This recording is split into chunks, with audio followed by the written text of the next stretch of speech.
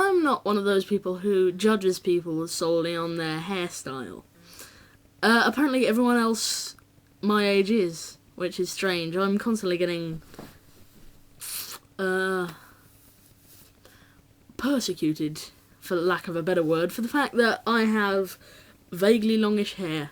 I used to have much longer hair, down to here, and in fact there is a video available where you can see me with the longest hair I've ever had somewhere on YouTube, but it's not on my normal channel, so I won't point it out to you, but it is fun, so if you can find that, that's how I used to look. Anyway, yes.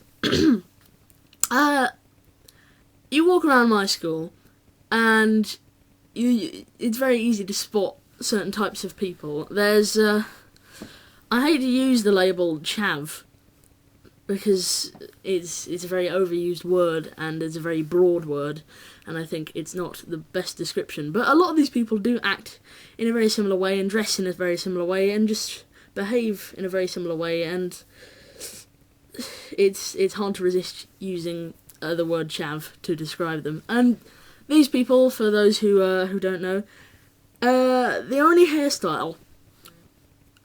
two hairstyles which they're capable of having is one, short, sort of cropped, and spiked up. Who was the first person to spike their hair up? To actually take the effort to make individual little spikes all across the entire head? Because you don't just because you don't just sort of just run your hair through it. You have to surely go through it, pick out individual bits, and the effect that it creates isn't even that good. It's curious, and yet everyone, at least half of the boys in my school have that hairstyle.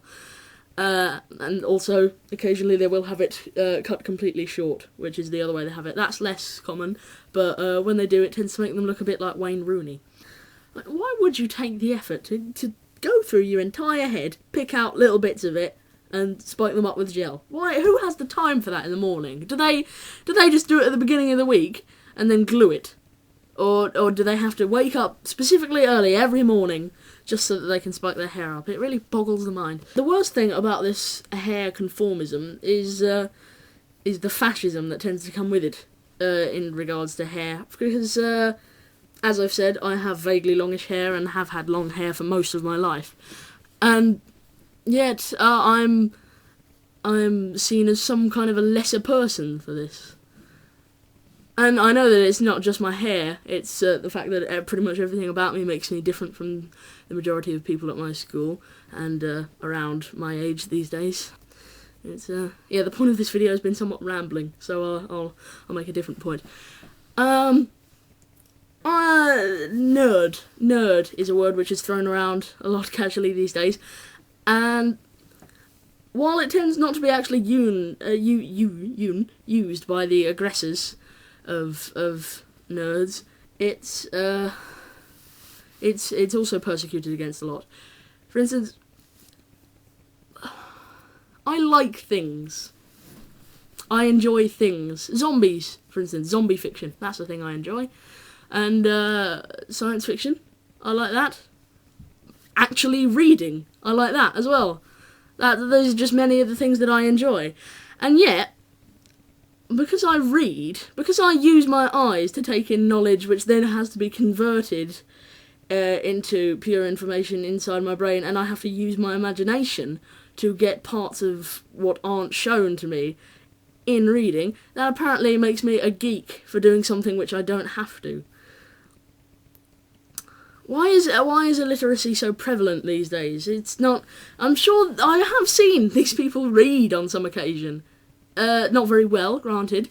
And yet, still, there are so many people around these days who say, "Oh, I hate books." How can you hate all books? It makes no sense. You can't hate all books. You've just not read enough. I mean, reading one book and then not liking it doesn't mean that you hate books. It just means that you hated that specific book. Why are people so close-minded about literacy? I understand that this video is not really choosing one specific subject, but there are a lot of things about people my age that irritate me.